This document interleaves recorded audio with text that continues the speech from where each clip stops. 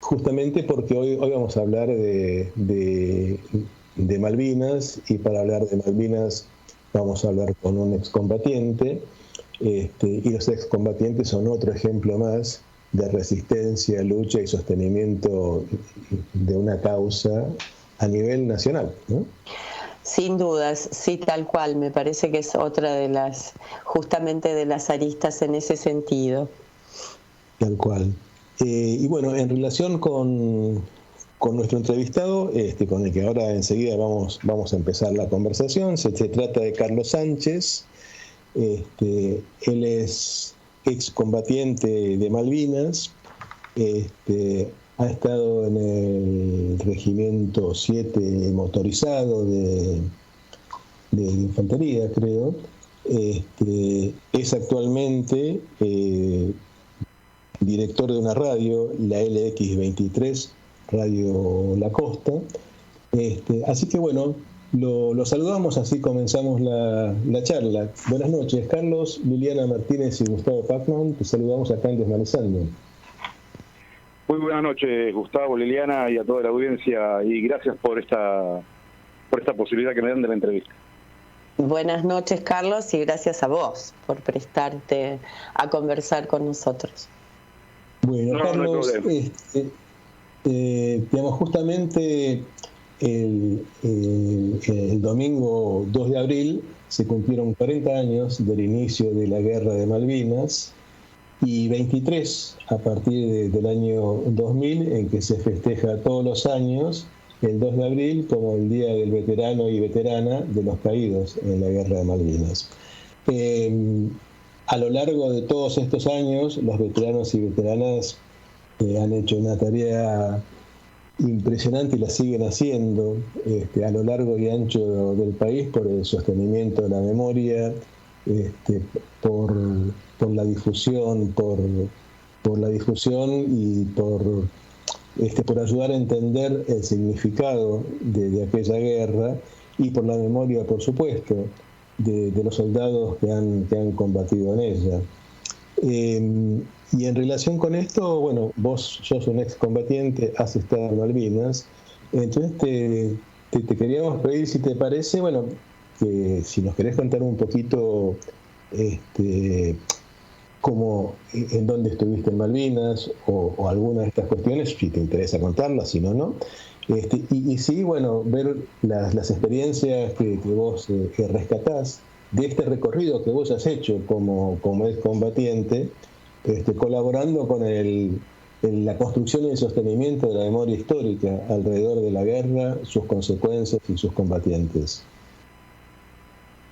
Sí, bueno, mira, como ya me has presentado, mi nombre es Carlos Sánchez, soy soldado. Bueno, uno dice soy soldado, o sea, no uno en lo particular, sino todos mis compañeros, inclusive quien te habla, jamás decimos fuimos soldados.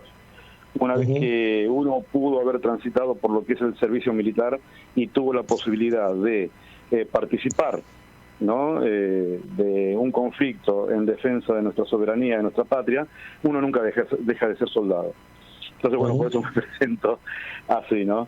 Hice el servicio militar, la famosa Colimba, de aquellos años, en el Regimiento de Infantería Mecanizado 7. En ese momento estaba situado en el casco urbano de la ciudad de La Plata, en la avenida 19 y 51, en la compañía Infantería B. Y bueno, los recuerdos que puedo llegar a tener y transmitirte en este momento, algunos son gratos y otros no. Eso implica de que uno esté permanentemente pensando en lo que fue, ¿no? Ya han pasado 40 años, ha pasado mucha agua por abajo del puente. Te lo digo, esto sí desde mi punto de vista, ¿no? Aún hoy hay compañeros que no se han podido recuperar de lo que fue ese conflicto armado, que no fue, por así decirlo, y para que se entienda, moco de pavo, ¿no? Porque de acuerdo a las estadísticas, lo que tuvo la Guerra de Malvinas fueron, desde el punto de vista militar, dos hitos importantes. El primero es que para recuperar un territorio no se produjo ninguna baja enemiga. Eso fue en el operativo Rosario. La orden que tenían era recuperar las islas y sin procurar ninguna baja enemiga. Se cumplió. El único muerto fue un argentino, que fue el capitán Pedro Giachino. Y el segundo hito importante y no, digamos, conocido, estadísticamente, en la guerra de Malvinas, en lo que duró sus 74 días, hubo más muertos que en la guerra de Vietnam, si lo comparás. A partir de ahí, y después de 10 años, ¿no? Porque también si recordás, si tenés un poco de memoria, durante 10 años estuvimos prácticamente abandonados. Volvimos del año 82 con una mano atrás y otra adelante. No nos atendían en ningún lado, invisibilizados, ¿no? Además, ¿Cómo? Invisibilizados, además, ¿no? Como corridos de la escena. Claro, invisibilizados porque yo creo que a nadie le gusta perder. Es el ejemplo que le pongo yo a los chicos cuando voy a la charla a los colegios, es el ejemplo que le damos a la gente. Hoy, digamos, Messi es el ídolo máximo, ¿no? Pero Messi erró un gol como le ha pasado a Maradona. Messi erró un gol y es el peor jugador del mundo. Pero así es la sociedad argentina, ¿no? Date cuenta, y haciendo un retroceso en la historia, el 29 de marzo del año 82, la gente pedía a gritos el cambio de urnas en las calles, porque, bueno, obviamente estábamos en un régimen militar. Y fueron apaleados. En la mismísima Plaza de Mayo fueron apaleados.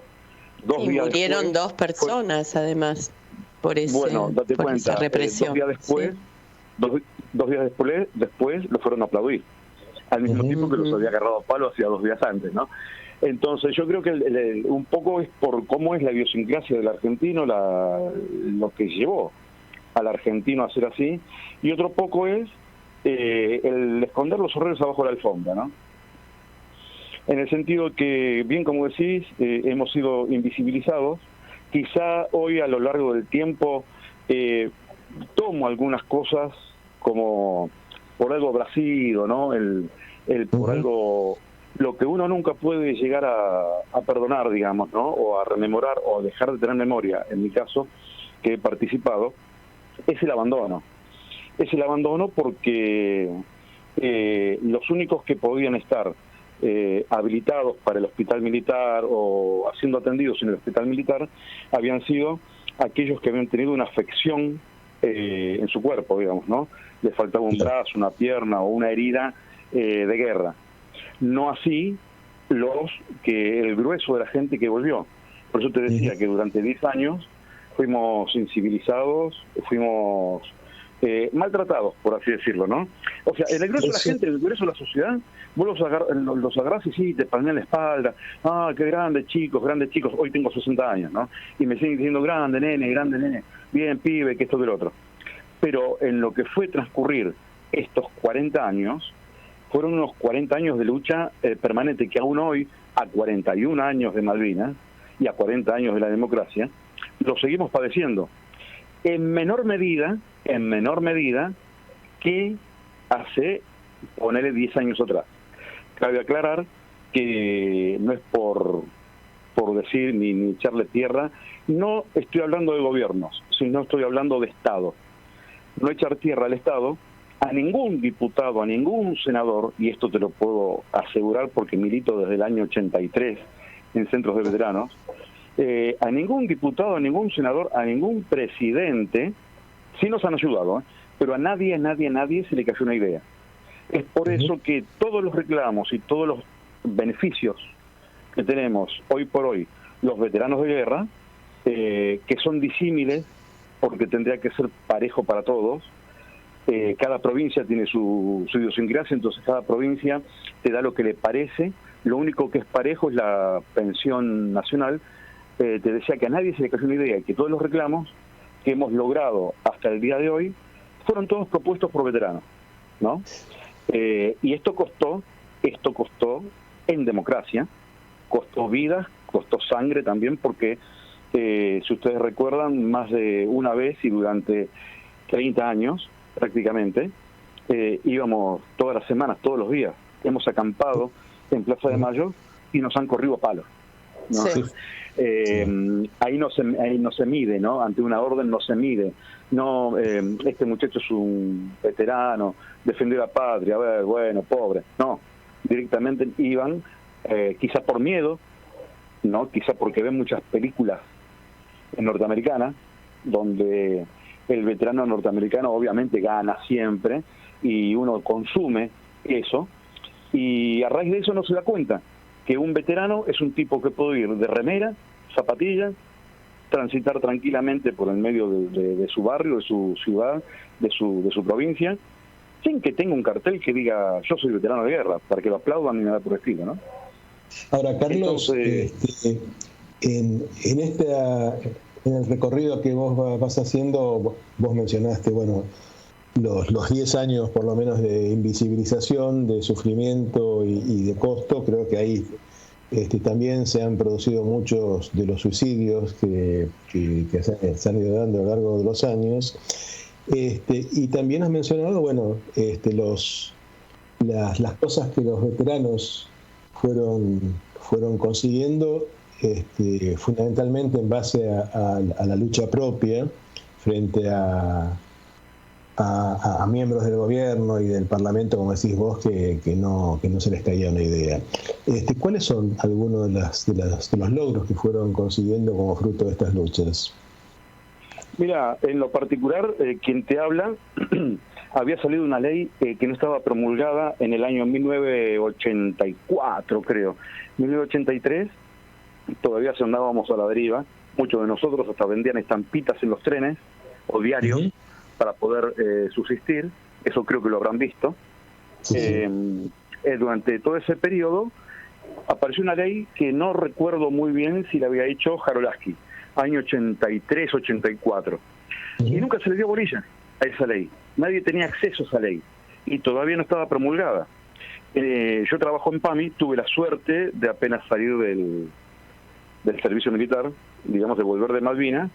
Yo salí en julio, me dan la baja, y en octubre yo consigo trabajo por intermedio de un familiar, porque tampoco nos daban trabajo, porque como le iban a dar un volante, como le iban a dar algo a un loco, era así, tal cual como te digo, conseguí por intermedio de un primo poder entrar a la obra social de PAMI. Con otro compañero, como estábamos ya militando, empezamos a investigar y vimos esta ley, la ley que llamamos nosotros la ley madre, la ley 19.101.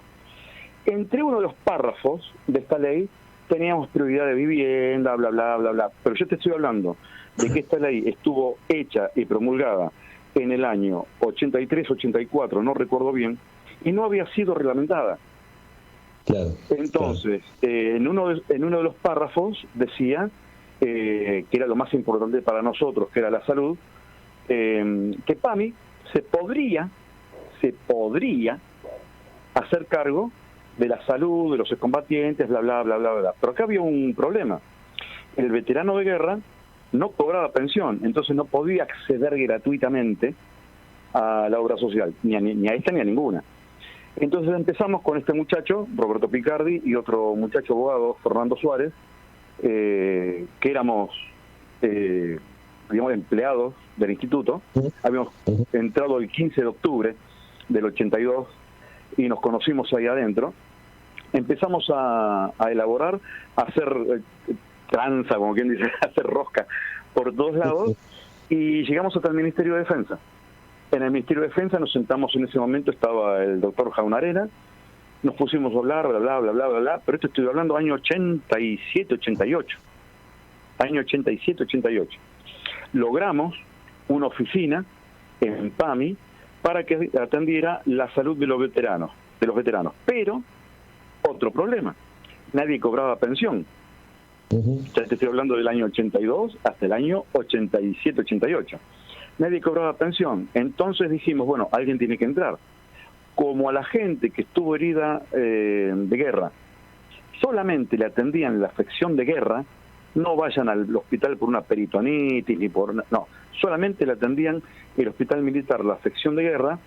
Entonces empezamos a elaborar un sistema de que íbamos al IAF, al Instituto de Ayuda Financiera, que es una caja aparte de retiros y pensiones militares. sacábamos el carretel, en esa época no había disquete, sacábamos el carretel de cinta, lo llevábamos al ANSES, volvíamos de vuelta, le provocaban el descuento, volvíamos de vuelta al IAF, el IAF provocaba el descuento y después los derivaba a PAMI. Todo eso pasaban 15 días. Y era una corrida que teníamos que hacer todos los meses, cada 15 días, ¿no? Hasta que, y bueno, y lo trágico de esto es que solamente PAMI, la primera vez que abre sus puertas, abre para estas 24 personas, nada más, que eran las que cobraban una pensión del IAF, que no tenían descuento por obra social.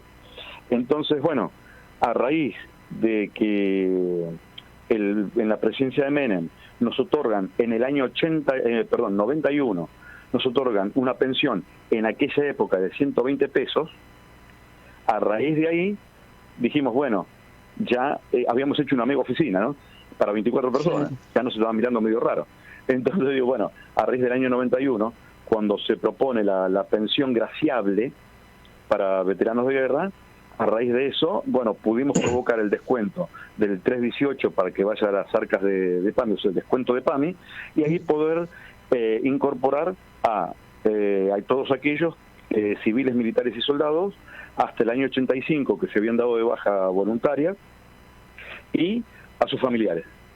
Y ahí, bueno, fue que por primera vez, después de 10 años casi, el veterano de guerra pudo tener una obra social. Mal o bien. Hoy por hoy, esa oficina, que era una oficina, que era una división, hoy por hoy es una gerencia. Y seguimos trabajando, ya hace casi más de 20 años, seguimos trabajando, dándole la salud a los compañeros. Pero como esto, perdón. Un montón de cosas, pensaba en esta lucha sostenida y mencionaste al inicio la labor también que desarrollan, que es otra de las caras de este sostenimiento de esta lucha, en las escuelas. ¿Querés comentarnos acerca de eso? Sí, nuestra propuesta fue en su momento Malvinas en las escuelas. Fuimos al Ministerio de Educación, presentamos un proyecto para que lo que era la memoria de lo que había ocurrido en el año 82 fuese un poco como visibilizada y, ¿cómo te podría decir? Enseñarle a los alumnos cosas que las maestras en su momento tampoco tenían una idea muy clara, por qué fue lo que fue la Guerra de Malvinas y por qué a los soldados no había que meterlos en la misma bolsa que se metía todo eso, ¿no? Que se metía todo lo que había pasado. Entonces, bueno, yo soy de Quilmes, tenemos el Centro de Veteranos de Guerra acá de Quilmes, donde también pusimos un museo, y hablamos con el Ministerio de Educación.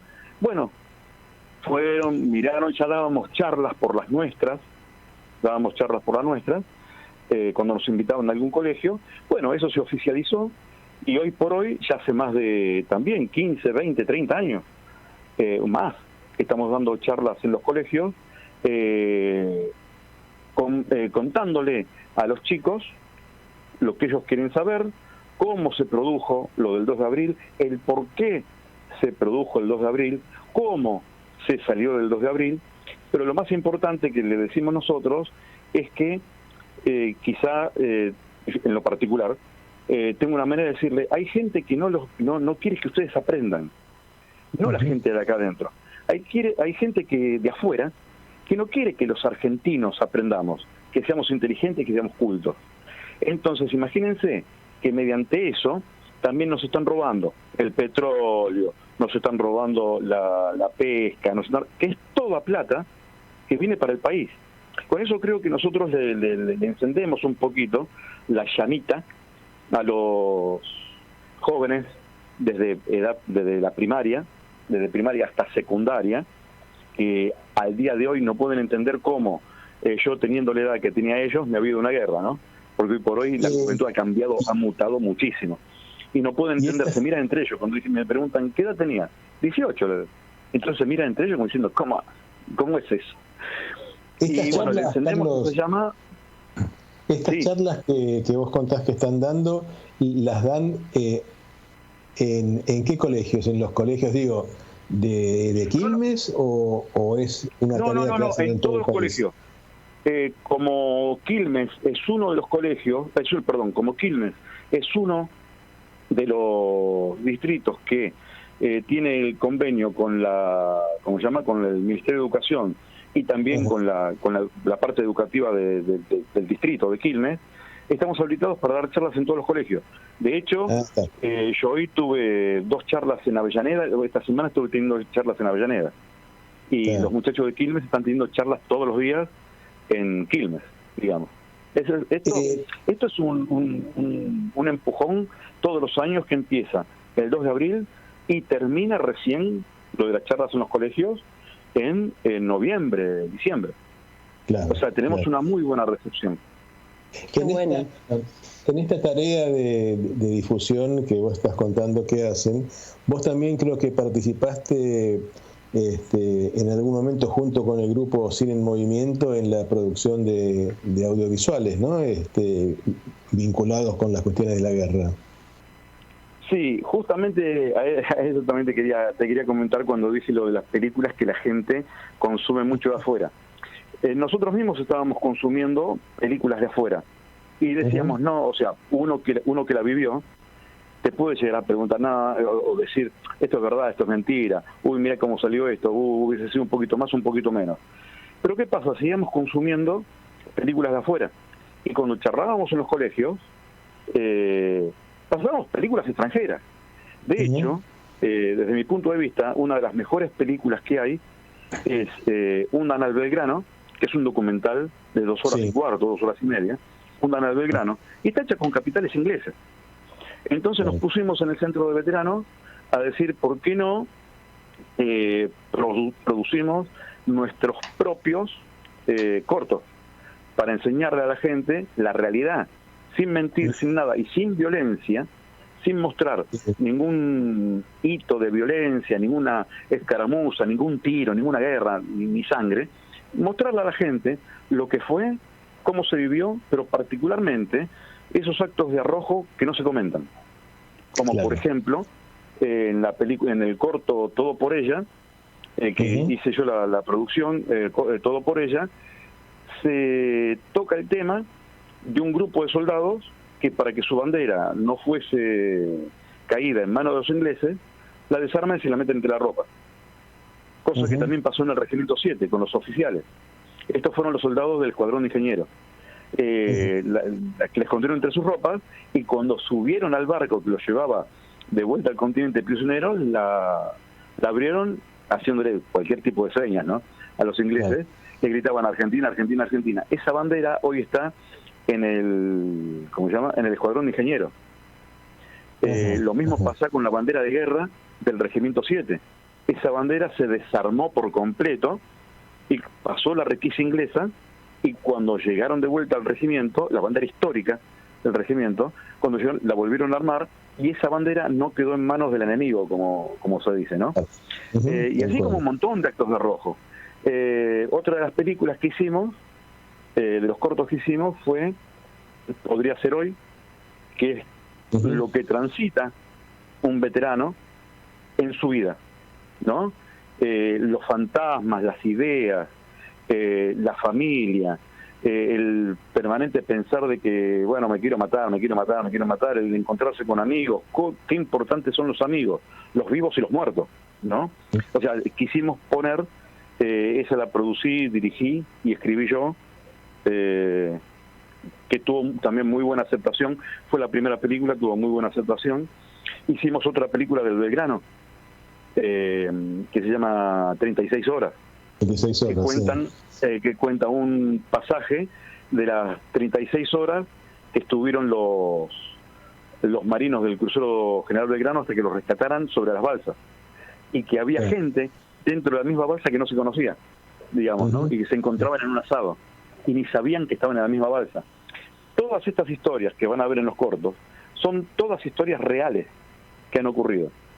Y tomamos la precaución, con un muy buen tino de Cine en Movimiento, de obviamente dejarnos llevar por ellos, que tenían su idea, su trabajo, su trayectoria, y salieron productos no sé si llamarlo internacionalmente de primerísima calidad, pero sí de muy buena calidad para lo que es la Argentina, ¿no? Y al día de hoy, Carlos, digamos, ¿cuáles son algunas de las tareas pendientes o de las iniciativas pendientes por las cuales estén luchando para tratar de concretarlas? La asignatura pendiente que nos queda es mejorar lo que es el sistema de salud, que el veterano ya a esta edad no tenga que sufrir las inclemencias, ¿no?, de tener que hacer determinado tipo de trámite, el famoso trámite del arbolito, que lo traen, lo llevan.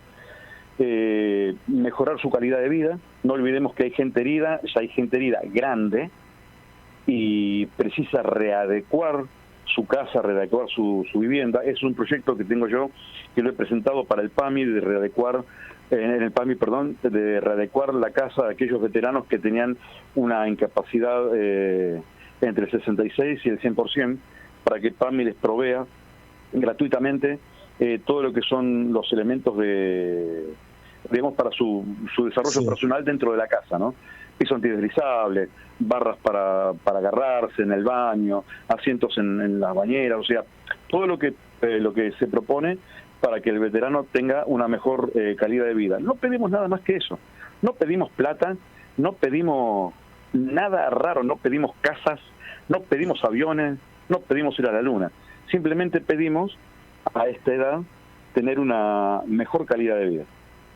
Tal cual. Qué importante, ¿no? Muy importante, y pensaba además en todo esto que estás comentando y en todo esto que haces y participás, qué manera también de hacer un proceso constante de elaboración en lo personal, además de toda la cuestión del sostenimiento de la soberanía, ¿no?, de distintas maneras en todo lo que vas desplegando. Sí, eso tampoco quería dejar de pasar. Somos el único centro de veteranos del país que tuvo un centro vacunatorio en pandemia. Mirá vos. Quilmes es el centro de veteranos de guerra de Quilmes, es el único centro del país que tuvo un centro de vacunatorio en pandemia, en plena pandemia, ¿no? Como también ahora empieza el invierno y obviamente las cosas no están muy bien, como hace 4 años, como hace 10, porque nunca estuvimos bien. Estamos saliendo con nuestra cocina de campaña y con donaciones de los vecinos y plata que ponemos nosotros en comprar la mercadería y demás. Estamos saliendo 2 veces por semana, a veces una, pero a veces 2, 3 veces por semana, a los barrios carenciados. Vamos con la cocina de campaña, donde ahí se cocina locro, arroz, lo que fuere, y nos podemos llegar a proveer hasta 400, 500 raciones. Entonces vamos a estos barrios carenciados, nos presentamos y obviamente la gente feliz de la vida, ¿no? O sea, el ver que nosotros devolvemos un poco lo que ellos nos dieron en su momento, ¿no? Y que no fue tan bien recibido en el sentido de lo material, de que uno lo reciba, sino que uno no lo recepcionó por todo lo que tenía encima, ¿no? Entonces, a esta altura del partido, es como que queremos devolver a la gente todo lo que ellos hicieron por nosotros, cuando estuvimos en Malvinas. Bueno, muy bien. Bueno, Carlos, tenemos que ir cerrando la entrevista. Te agradecemos mucho el tiempo que nos dedicaste, las cosas que nos fuiste contando, como para seguir trabajando y teniendo presente todo lo vinculado con la guerra de Malvinas. Sí, todo nuestro reconocimiento y todo nuestro respeto, ¿no? Hacia vos y en nombre tuyo hacia todos los soldados y combatientes. Bueno, les agradezco mucho, enormemente, el momento que me están dando para poder expresar todo esto, y quiero hablar una cosita más. Tenemos pendientes, sí, los de la compañía, los de mi compañía, la compañía B. Como ustedes sabrán, había 127 tumbas sin nombre, ¿no? Eran soldados solo conocidos por Dios. Hoy por hoy quedan 7. De esas 7 queda un compañero del Regimiento de Infantería Mecanizado 7, Omar Brito, el cual su cuerpo todavía no había sido encontrado. Estamos trabajando también con Cancillería por eso, ¿no? O sea que no es que descansamos, o sea, estamos atentos a cualquier vicisitud que pase, tanto sea para un compañero como para su familiar y obviamente para la sociedad también. Por eso quería agradecerles a ustedes el tiempo que me dieron. Sé que tienen que cerrar, los tiempos de radio son tiranos, ya lo sé yo. No, Muchas gracias. Pero perfecto, sí. Carlos, y aparte de esto que vos estás contando, también nos sirve para reconocer la tarea del equipo argentino de antropología forense, que entiendo ha colaborado para la identificación. Sí, tenemos colaboración de ellos, estamos trabajando juntamente con ellos. Bueno, bárbaro. Bueno, Carlos, te agradecemos muchísimo, y como decía Liliana, el reconocimiento, por supuesto, para todos ustedes. Un abrazo. Bueno, les agradezco y muchas gracias. Un abrazo para todos.